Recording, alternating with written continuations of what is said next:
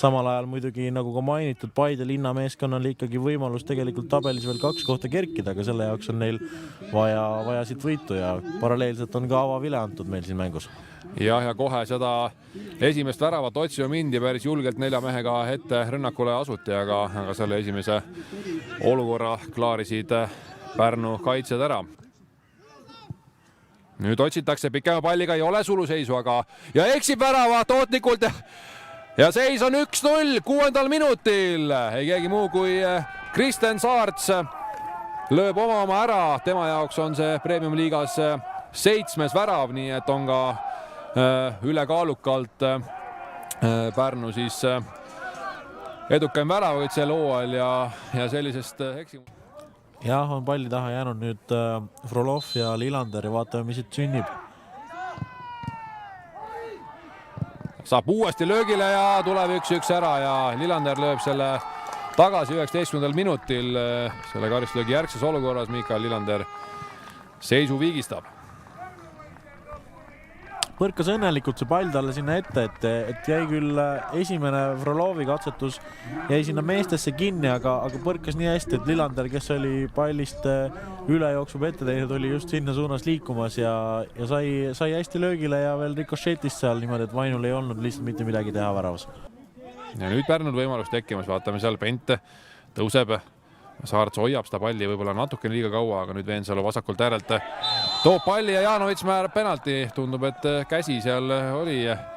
Martin Mägi igal juhul pettunult. Saarts versus Merilo. Ja kindlalt 2-1 vasakusse alla nurka läheb Merilo aimamise peale teise nurka ja Pärnu taaskord siis juht ohjad enda kätte võtab, nii et paneb Paide mehed jällegi jalgu kõhu alt välja võtma ja on näha, et Paide mehed küll nagu ütleme, et kiirustavad ja nüüd tuleb Mikael Lillander siiski see mees on, kes 81. minutil siit viigi vormistab ja see tuli küll üsna ootamatult luua varest, aga sai hästi pallile pihta ja alla nurka see löök läks, nii et selles suhtes praegu Lillander oma liiga 5. värava sel hooajal kirja sai.